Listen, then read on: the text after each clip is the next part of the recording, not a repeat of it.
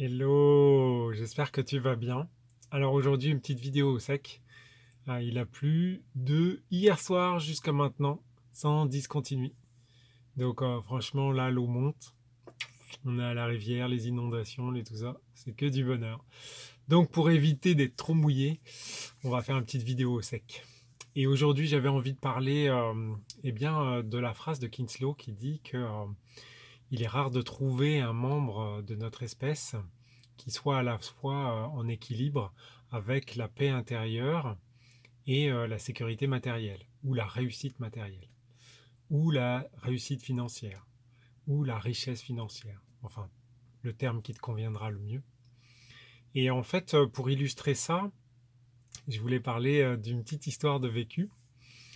Il y a quelques jours, je ne sais pas pourquoi, j'ai eu envie de montrer Back to the Future, donc Retour vers le futur, pardon, à mes filles. Je me souvenais très très bien du premier film, et donc je me suis dit que bon, ça pourrait être un moment de détente. Donc on a regardé le film, qui vaut son pesant de cacahuètes en termes de clichés et de propagande américaine. Mais c'est vraiment intéressant, on voit le poids et l'impact du cinéma sur les consciences et sur l'endormissement de la population. C'est vraiment intéressant. En tout cas, ça valait le coup de le revoir, rien que pour ça déjà. Et en fait, dans ce film-là, je m'étais pas, à l'époque, j'avais pas noté, mais là, je m'en suis bien aperçu. Il y avait la notion du tocard que j'aimerais partager un petit peu avec toi. Donc le cliché du tocard, c'est le gars qui n'a pas réussi en fait, qui vit dans une banlieue, avec, bon, dans le cas des États-Unis, c'est les maisons toutes pareilles, là, tu vois, ils habitent tous dans un quartier qui est un peu pourri, euh, et il gagne pas bien sa vie, et il se fait maltraiter par les autres, et toute sa famille a un job de merde, et, euh, et donc ça, c'est l'image du tocard. Et pendant le film, en fait, je sais pas si tu te souviens, mais on passe du statut du tocard, parce qu'à un moment donné, on ose mettre un coup de poing dans la tronche du mauvais garçon, et on se retrouve, ça y est, la vie, on change de comportement, on change d'attitude par rapport à soi-même, et ainsi de suite, et on devient quelqu'un qui réussit, quelqu'un qui gagne l'argent, qui va au bout de ses objectifs, et qui a une belle maison dans un beau quartier avec une belle voiture. Et, euh, donc ça m'a bien fait plaisir de revoir ça, c'était très intéressant. Et puis, donc ça c'est, je dirais, l'étape 1 de mon histoire. Et puis l'étape 2 de mon histoire, c'est à un moment donné, avec ma fille plus jeune, on a des discussions, c'est pas des altercations, mais des positionnements de ma fille que je reconnaissais pas trop, que je trouvais très réductrices à mon propos. Donc j'ai eu ça. Et puis, euh, et puis ça m'a emmené dans une conversation avec ma fille plus âgée. Et là, je me suis retrouvé où on parlait d'argent et tout. Puis à un moment donné, elle me sort une phrase. Donc la phrase en tant que telle, tout ça, c'est pas ça qui est important, hein. Mais elle me sort une phrase et franchement, ça m'a scotché. C'était un truc du style, mais tu vas le trouver où l'argent? Tu vois. Et, euh, Et outre le fait que, bien évidemment, mon amour-propre en a pris un coup, hein, sur le coup, là, c'était pas l'équilibre entre la paix intérieure et la richesse, c'était le déséquilibre total, tu vois, c'était la chute, la chute libre dans le Grand Canyon. Et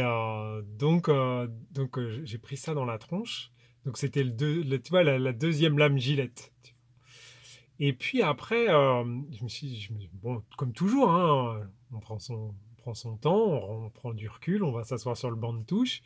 Et puis, euh, et puis à un moment donné, je me dis, mais c'est bizarre parce que finalement, j'avais déjà ressenti cette situation-là vis-à-vis de mon épouse quand j'avais le sentiment déjà, tout ça.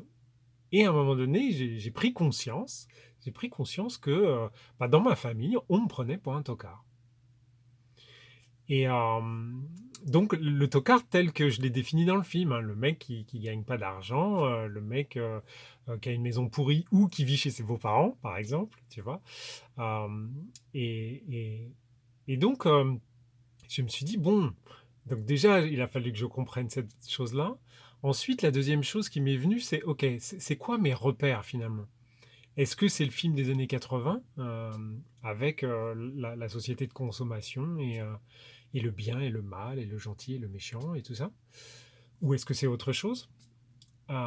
Et puis j'ai la phrase de Kingslow quand même qui tourne en boucle, puisque moi j'étais donc je dirais que c'est vrai que si je me regarde à aujourd'hui, le Denis d'il y a 3 ans, ou le Denis, je dirais, avant le corona, ou qui te suce la moine et te vide tes comptes en banque, c'est vrai que le Denis d'avant aurait pris le Denis d'aujourd'hui, d'un point de vue financier, je dirais, pour un tocard.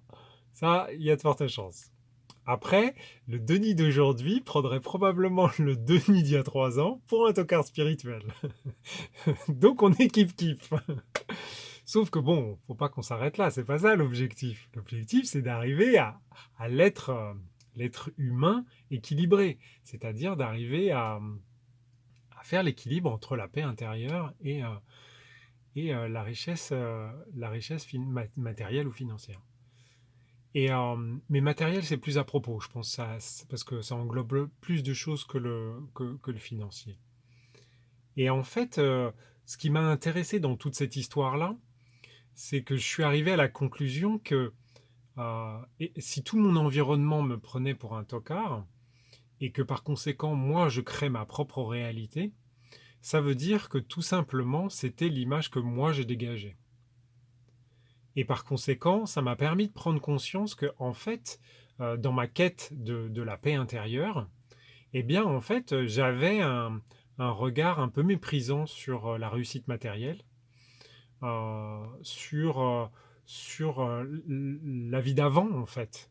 C'était inconsciemment, même si je suis toujours entrepreneur, même si je crée toujours des choses pour matérialiser derrière l'aspect financier, je m'étais pas rendu compte, en fait, que j'avais un certain dégoût de moi-même d'avant et que ça a eu pour impact de rejeter cet équilibre avec mes deux coupelles et en ne me focalisant que sur un seul et en dévalorisant en fait l'impact du matériel et de la sécurité ou de la richesse financière ou de la richesse matérielle, disons matérielle.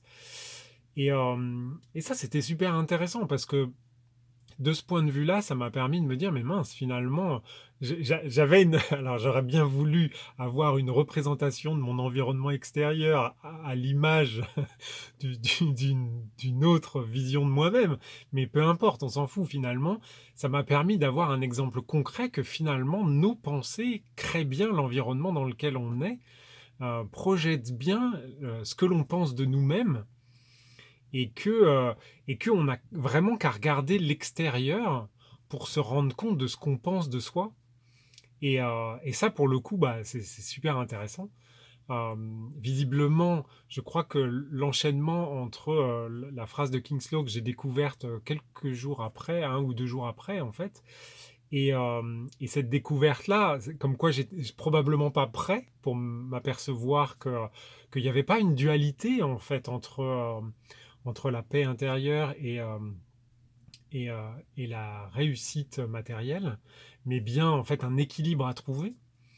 Et, euh, et donc, je dirais, c'est un peu comme, tu vois, hein, quand l'élève est prêt, le maître apparaît. C'est un peu ça, quoi. Donc ça, je trouve ça très intéressant. Après, ça donne des leviers formidables pour pouvoir évoluer. Et ça aussi, c'est cool. Mais ça fera l'objet d'une autre vidéo. On n'y est pas encore. J'ai pas encore fini Kingslow. Mais, euh, mais honnêtement, c'est cool. C'est vraiment cool. Donc, si tu peux transposer ça dans ton environnement à toi, qui peut être la peur de perdre son travail. En ce moment, j'entends beaucoup ça. J'ai peur de perdre mon travail parce que si je me fais pas vacciner, machin et tout. Donc, peut-être que tu as juste créé cette situation-là et qu'il serait temps de t'en rendre compte, tu vois, comme moi, finalement.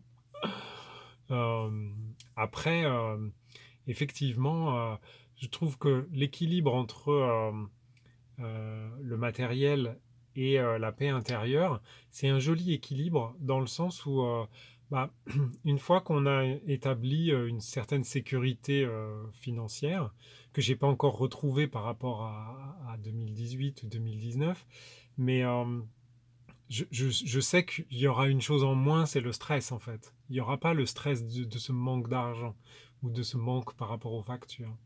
Et même si aujourd'hui, ce stress-là, je l'évacue facilement parce que j'ai cette confiance en l'avenir qui fait que je peux me projeter facilement dans demain sans inquiétude.